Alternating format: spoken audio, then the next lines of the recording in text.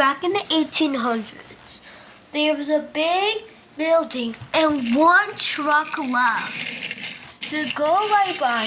They went into a huge highway in the back of the 1800s. This is the history about the truck. Okay. During a while, he went into a highway, and then cars would always pass. This happened into back in the 1800s. That's when the truck stopped. The person that had the truck wanted to leave it abandoned. For days, this truck actually got abandoned. And for days, on Google Maps City Roads, it will come out just like this.